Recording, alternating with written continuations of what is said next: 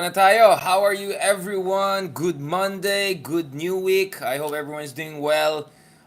Let's have some catch up dun sa mga latest na mga updates na meron tayo over the weekend. Huwag naman tayo masyadong toxic, too toxic. Medyo good vibes tayo. Medyo kantsawan tayo ng konti. Medyo pag-usapan natin ang yung mga kailangan natin para sa ating bayan para we move in the right direction, no? Including right direction in terms of anong klaseng pagsusuri ang kailangan natin, hindi lang dun sa mga ginagawa ng gobyerno, pero ang mahalaga din dito ay yung pagsusuri natin sa sarili natin kultura at bayan, no? Kasi over the weekend napansin ko nag-trending itong sinasabi na toxic culture, yung quote-unquote toxic Filipino culture. And I saw many people shared so many things about what they found particularly problematic or quote-unquote toxic sa ating kultura, sa ating bayan, etc. No?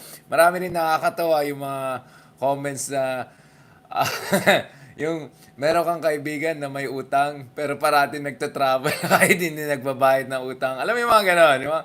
May mga funny moments naman, may mga nakakatawa din na mga comments dyan.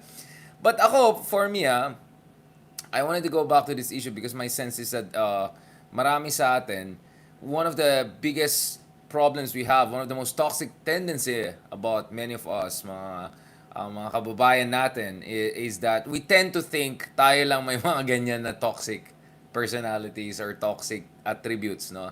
At ito ang masasabi ko, no, as someone who was, not only extensively traveled but stayed in different parts of the world and studied different countries and different cultures. Hindi lang yung mga first world country, hindi lang yung mga western country, hindi lang yung mga Korea, Japan, pero yung mga katulad natin ng mga developing countries.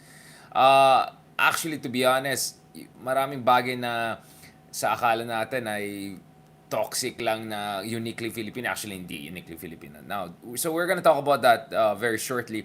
But in the meantime, let me go back to this update that we got. Over the weekend, nakita ko yung... Apparently, hindi pala, it was not the first time when na-release yung, I don't know, let's just call it the beta version, no? Ng Love the Philippines campaign, promotional video campaign, nung 50th anniversary ng Department of Tourism dito sa Pilipinas. Actually, that was not the first time. So, base sa mga interview ng isang major minister, no? Namely, the Tourism and New Economy Minister of Indonesia, apparently na-release ito bago pa nung nagkaroon ng 50th anniversary ng Department of Tourism. So, the promotional video actually was available for public viewing earlier than it was published here in the Philippines. No? So, ito pa yung reporting na natin yan. Very interesting because, don't worry, itatie back ko dun sa mga discussion natin kanina.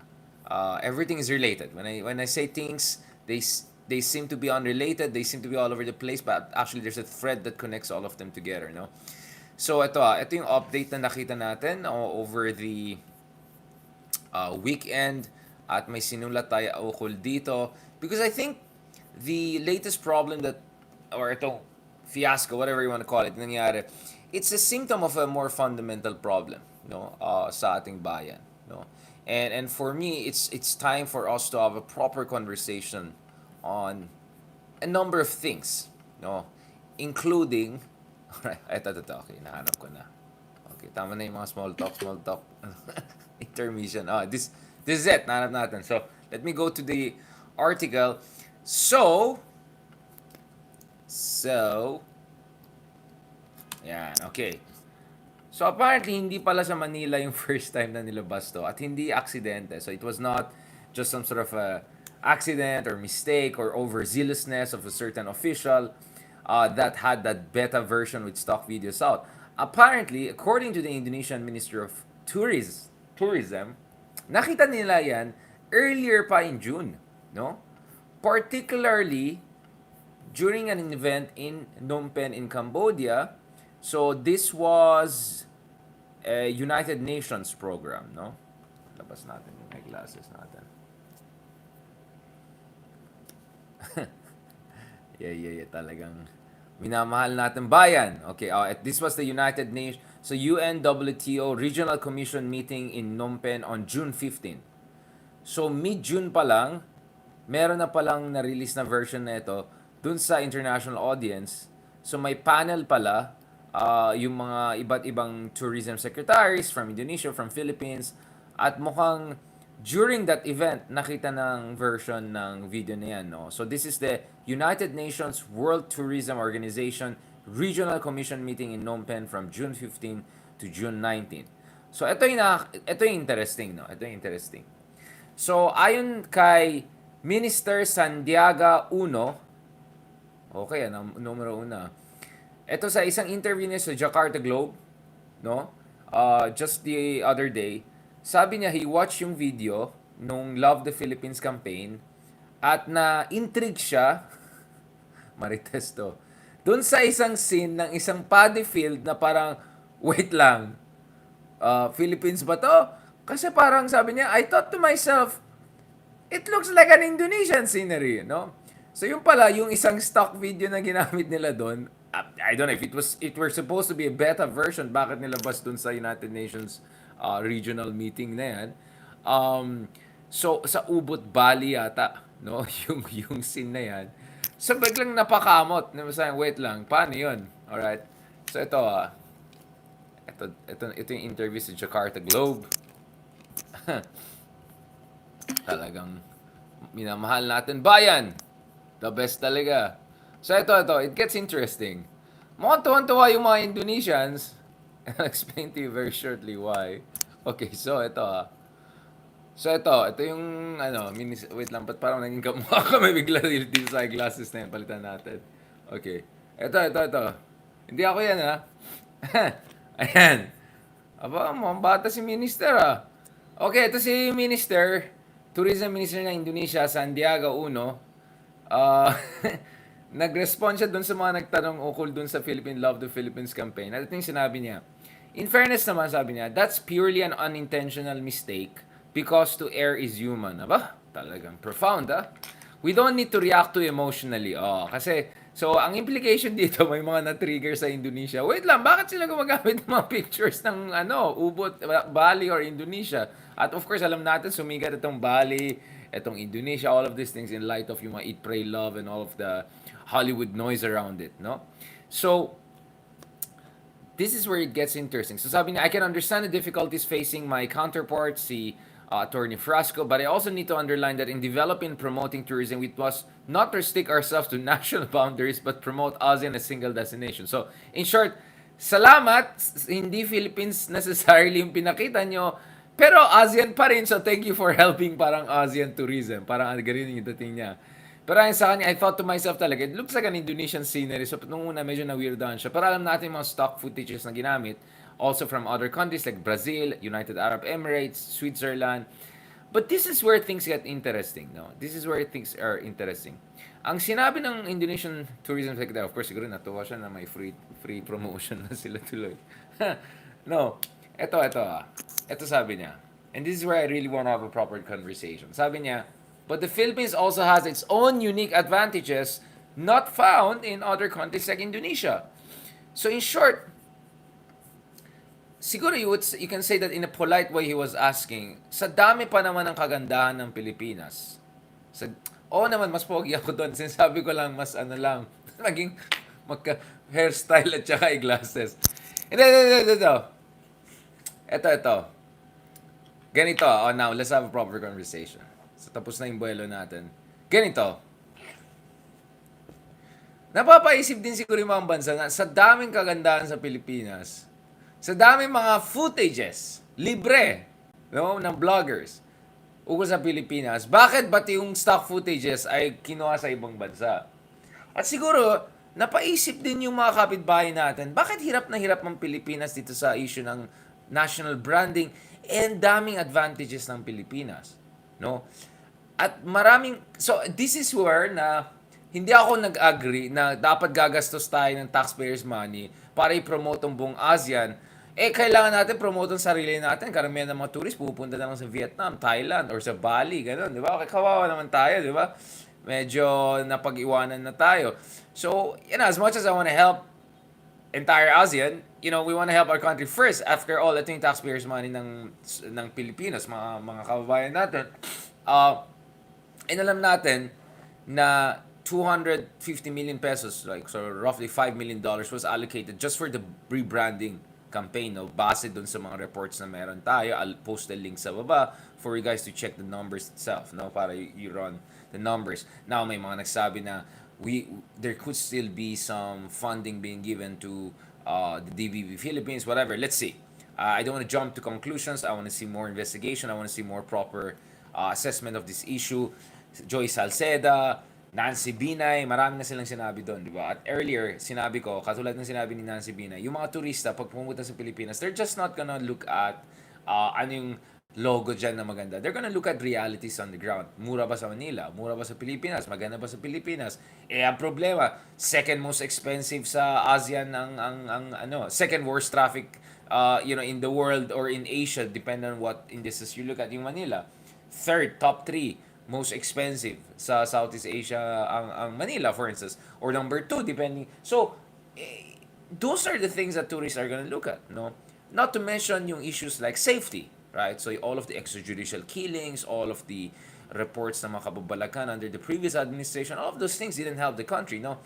So I actually agree with the tourism secretary that it's time to rebrand. I think that's the command from the very top na medyo pangit yung reputation natin over the years, but yun nga eh. But the rebranding has to go with other elements on the ground. But going back to dun sa sinasabi natin, ito kasi, yun nga eh, napapaisip din yung mga kapitbahay natin, bakit parang medyo nahihirapan ng Pilipinas sa tourism? Or masarang marketing pa lang, parang napapaisip na tayo, this should come very easy. And I understand why they're confused. And this is where I think na medyo kailangan natin ng matinong pagsusuri. Kasi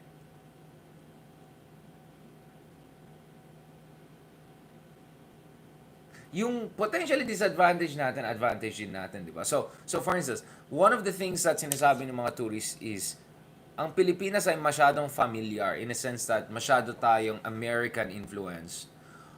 And hindi ganun ka-exotic yung ating architecture, culture, etc. I get it. So parang if you want really an authentic, supposedly Southeast Asian, ASEAN experience, pupunta ka sa, I don't know, Angkor Wat, or pupunta ka sa Cham temples in southern Vietnam, or you go to temples in Bangkok, for instance, or back in the day when Myanmar was, I get it. Or you go to Borobudur, for instance, I get it. I understand. Now, we don't have those kinds of Indic, cosmopolitan, cultural heritage that a lot of our neighbors have, or the Muslim great Islamic heritage that a lot of our neighbors have, supposedly, right? Because remember, we also have a lot of architectural heritage from different major civilizations, including, of course, in Mindanao, no?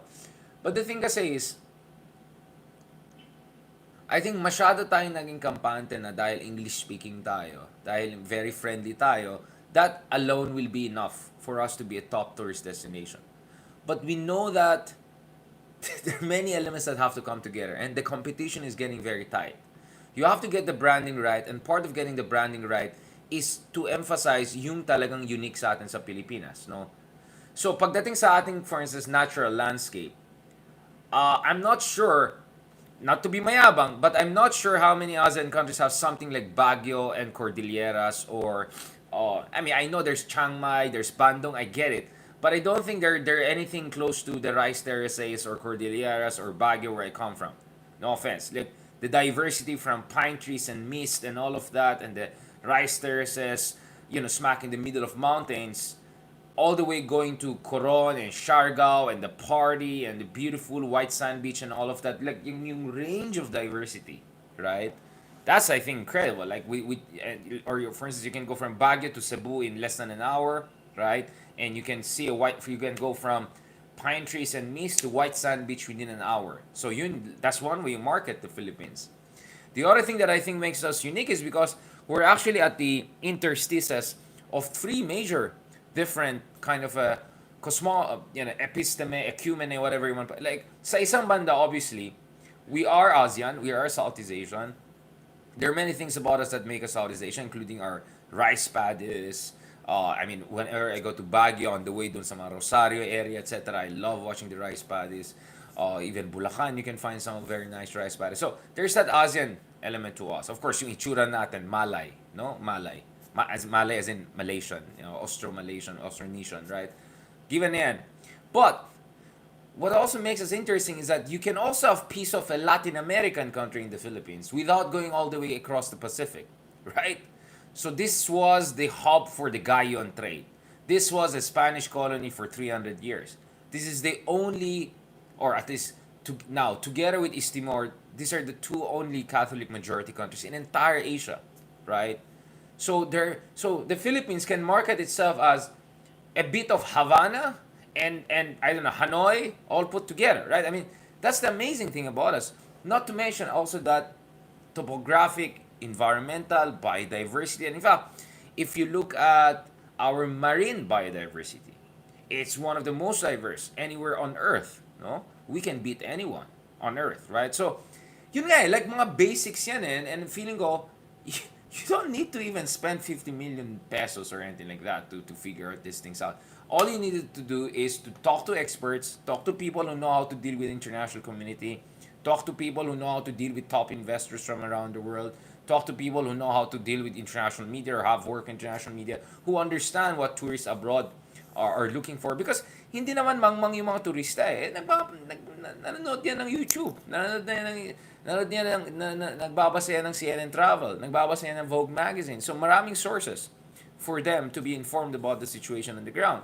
So for me, while inaayos pa natin yung basics sa ating bansa, yung airport, infrastruktura, yung mga kalokohan with some of the, with transportation, etc. Gets ko yan. But yun nga, but I think one of the problems we have is we're trying to compete with other countries on their own terms.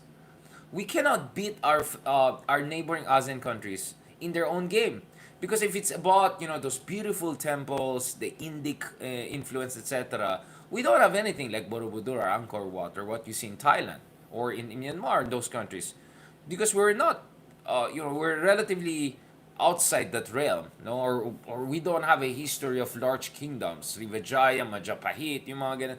Wala tayo nun eh. So we cannot compete with them on those terms. What we can compete on is precisely yung hybridity ng culture natin, that you can have a piece of Havana and Asia put into one, right? That's where it makes us special. And then papasok mo yun, yung given na, kasi the issue with friendliness naman, friendly din naman yung mga nasa Thailand, friendly din naman yung mga nasa Indonesia, to be honest. I mean, I'm saying this as a Pinoy. Hindi lang naman tayong friendly din naman yung mga iba. So, ang akin lang naman, siguro yung, yes, it's a given that, we're more proficient supposedly in English, etc. I get it. But you cannot just rely on our kindness and proficiency in language, and even the proficiency in language is increasingly questionable habang nakaka-catch up pa yung ibang bansa. But I think it's more this kind of hybrid, uh, cross-cultural, cross-civilizational thing about the Philippines. Not to mention, for instance, sa Filipino food. I think underemphasize yung Ilocano food, which is very, very, vegan friendly, right? I mean, there's a lot of food we have from the north which is very vegetable heavy. Then we also have the Muslim Maranao food, for instance. Amazing food, right? So Malaysians want to say they have great food. Well, we have somehow like the Malaysian food, like our Mindanao Muslim food is quite similar. And then we also have our own very other versions of foods, right? From different regions of the country. Yun nga, I mean, parang food diplomacy, parang for some reason the Philippines has not been doing well. Although I'm glad that Erwan Youssef and others are kind of putting the Philippines on the map. Congratulations to him for the James Beard Award, among others. But I'm just saying, naintindihan ko bakit nawiwirdohan yung mga ibang bansa. Ba't parang hirap na hirap mag-Pilipinas? Napaka-interesting ang Philippines because we're not being honest about what are our shortcomings, but also we're not maximizing what are our strengths. No? So for us, di tayo pwede lumaban dun sa authenticity game because nga hindi tayo ganun ka-exotic kumpara sa mga neighbors natin for the Western international tourism.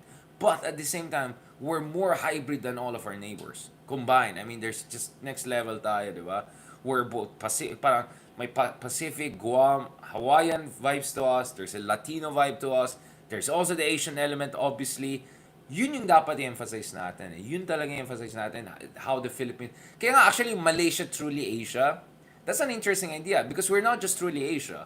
We're truly global, right? That should be the point. Like, Philippines truly global. Dapat ganon yung peg. Kasi there's Latin America in us. There's American influence in us. There's European, Spanish influence in us. There's definitely the Asian influence in us. In the South, we have the Muslim influence.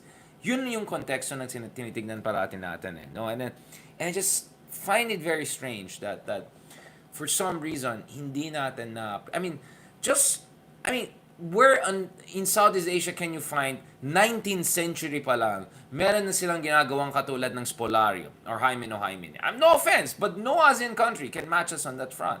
In the in the 19th century pa lang, we were producing Renaissance level, classical, beautiful art, right? We were at the cutting edge of modern arts and architecture in the late 19th century. Even if nasira na, even if Intramuros is not as well preserved as it should have been, gets ko na yan. But yun nga eh, but that's also precisely what makes us very, very unique. We're not as exotic as some of our neighbors, but we're more hybrid. We're more global. We're more cosmopolitan. And I think that's the point. Philippines, truly global. Yun dapat ang talagang approach natin. Alright? Okay. On that note, maraming salamat. Thank you very much sa lahat ng mga nagka-comment sa atin. I very appreciate it sa lahat ng mga well-wishers. Ayan, wala naman comment daw. Wala naman galit. Ayan, may mga request for what? Pwede naman kayo pumasok, wala naman ano eh. Ano naman mga comments dito sa baba, sa mga kameta natin dyan. Thank you, thank you. Sabi ni Mia, Asian market is a huge market. Yun din, actually, that's a good point, Mia. We also have to make sure that when we market our country, it's in a way that appeals not only to Western audience, but also appeals to Chinese audience, to Japanese audience, to Korean audience, to Emirati audience, to reach new Indian middle class audience. Kaya feeling going truly global, that's precisely what can make us palatable to a diverse set of audience. So there is an inherent flexibility about that. That again, is true to who we are, the hybridity that we have. Oh, medyo minsan sabi mo lutang tayo sa may identity crisis tayo sasabihin nila. But yun nga, you have to leverage it. You have to jiu-jitsu that. That hybridity that sometimes is a source of confusion is also a source of its own beauty, right? It's a source of its own overwhelming diversity. That is what we have to look at. As I said, parang topographically pa lang, think about it. You can go from Baguio to Cebu kasi meron ng airlines, di ba? Within an hour, you go from Misty, Pines, and then next thing you know, you're down there in the white sand beach, I don't know, Ibiza style, something like that, right? You can emphasize that, just the topography. Then you can talk about, our churches, our architectural legacy from the Spanish era, our pre-Hispanic architectural legacy, including the rice terraces, for instance, in the Cordillera region. And you could talk about the modern Philippines, American legacy, whatever. No problem. So there's so much. And then as I said, in terms of food, it's not only, I don't know, yung mga alam nila sa Fear Factor, we have food from the north, we have food from the south, extremely diverse. You go from Ilocano food down to Maranao food, amazing diversity. And the taste spectrum is, beyond imagination. So, yun nga, I just feel masyadong, hindi lang stock video, pero stock idea, stock blueprint ang ginagamit. Global Filipino, right? Global Filipino, truly global, ganyan dapat, right? Pan-Pacific, Indo-Pacific, something like that, right? So, Manila used to be called Pearl of the Orient, right? But for me, we're even more than that na eh. And then, yung Pearl of the Orient, medyo ano na yan, baka parang old school na masyado yan. We have to have something more cool, right, and palatable. All right. On that note, thank you very much. I appreciate everyone who has pitched in, and then for nice comments. As I said, you're right. I think there has to be enough flexibility so that we can be palatable to different markets, not just the Western market, but also the middle class in India, the middle class in Turkey, let's say, the Middle East, the middle class in China, the Koreans, the Japanese, Taiwanese, etc. There's so much we can do there. But at the end of the day, wag natin kalimutan. Branding is important, but actual infrastructure on the ground is even more important because the actual on the ground experience is very, very key here. Okay? So, dapat yung branding mo hindi masyadong malayo. Diba? Hindi masyadong malayo. You cannot have like a Ferrari or BMW logo put over, you know what I'm saying? And then once you drive it and like, wait lang, para hindi tumutugma. You cannot do that, right? There has to be some level of synchronicity there, right? Yun ang dapat ayusin natin. On that note, thank you very much again sa mga lahat ng mga sumusuporta sa atin. Thank you very much kay Ma'am Eden Lonan as always, kay Ma'am Jocelyn Lumberio, lahat ng mga supporters natin. Again, thank you kay Ma'am Mia Fresnido for very trenchant comments. Ayan, si Ma'am Eden Lonan naman sabi niya simple slogan, bakit maglalagay ka ng footage video ng hindi yan, Philippines. Yeah, but the excuse is that this is industry practice, a beta version. But if it's really just the beta version, bakit nilabas pa dun sa abroad, internationally, hindi lang dun sa anniversary or whatever? If this is a sabotage activity, so wait lang, but dun sa UN event sa Cambodia may sabotage? I mean, you know what I'm saying. Connect the dots yourself. All right? Again, so I agree with the Secretary Fresco that we need to level up and all of that. And my sense is leveling up should also go hand in hand with the appreciation of the unique attributes that our country has. And at the same time, it has to go with good governance, with effective governance. Yun lang. Let's have a different vlog na next time on what I call myth of Filipino exceptionalism. There are many things that we think is So kanina I just talk about what makes us unique, but let's have a different vlog about what doesn't make us so unique. So that's the thing the things that we think make us unique actually are not very unique. And at the same time, we're not very good in emphasizing what we're actually unique at. And I see that problem in terms of public discourse. I see that problem in terms of national branding. May kulang dyan. May konting sablay dyan na kailangan natin ayusin. Alright? On that note, thank you very much. Again, as always, you know my style. I push the envelope. I'm sick and tired of hackneyed, cliche discussion, mababaw, regurgitated, recycled. I mean, I've been observing national discourse in our country for the past 20 years or so. Bata pa lang ako tinitingnan ko. And I was always so like, that's it. That's what our commentators and columnists and supposed intellectuals, that's the farthest they can go. Right? So I felt it's incumbent upon a new generation of thinkers to push the envelope, right? And I always had the privilege of having tremendous level of exposure to intellectuals from all around the world, to literature from all around the world, but also to understanding governance in countries around the world, and working also with international media over the past 10 years or so. Not to mention advising investors from biggest companies on earth, right? Or biggest hedge funds on earth. So those things gave me some understanding of like, wait lang, medyo masyadong mababa yung level, kaya push natin yung envelope. Again, pasensya na, kung may nagsabi na mayabang tayo, ganun, I hope you see the intention behind what we're doing. So if sometimes may konting swagger and medyo the suave level is too much, please don't take it personally. We're not here to demean anyone. I wish the best for Department of Tourism. I wish the best for people. I want our government to succeed because their success will be the success of the Filipino people. And when we criticize, it's constructive criticism because we know we can do better. And my best wishes to the Department of Tourism as we navigate this tricky situation. But I know that this could also become a good opportunity to jujutsu it, not to turn a problem, a fiasco, into actually a chance for a much more inclusive, in-depth, and hopefully successful national branding campaign. So in fairness to President Marcos Jr., I think he has implicitly acknowledged that there was a problem, especially after 6 years of Tatay-style politics. But yun nga hindi sapat na just rebranding for the sake of it. And I think we have to also make the process more inclusive.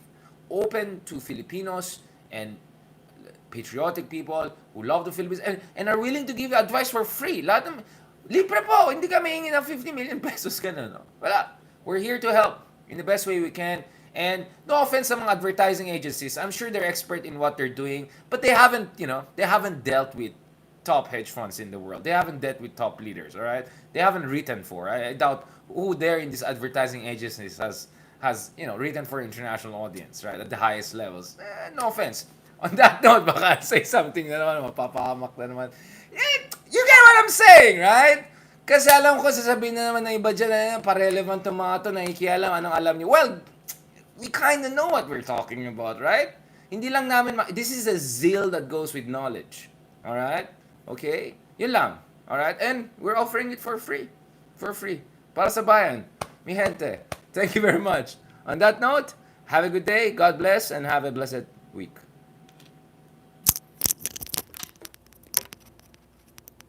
Oh, thank you very much, Tito. Sa mga nag-comment kay Ma Victoria Baltazar. Thank you so much as always for your kind comments and suggestions kay Juan Ipis. Okay, yun. Andre Lanes. Ayan, yung mga nagmamahal sa atin, si Castile Samuel Muerte.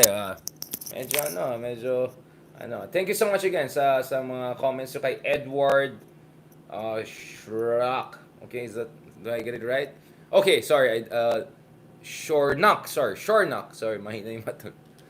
Edward Shornock. Ang sabi niya, note that tourists have to fly to the Philippines unlike into China. Yeah, I get the geography issue and all of that, but yun nga kaya nga we have to develop the infrastructure na kahit malayong Pilipinas, medyo mura pa rin pumunta sa Pilipinas. But I think the bigger problem even is not going to the Philippines, it's going around the Philippines because ang mahaling domestic flights natin. So I think that's another issue that we have to take into consideration. Anyways, on that note, thank you very much guys and talk to you soon.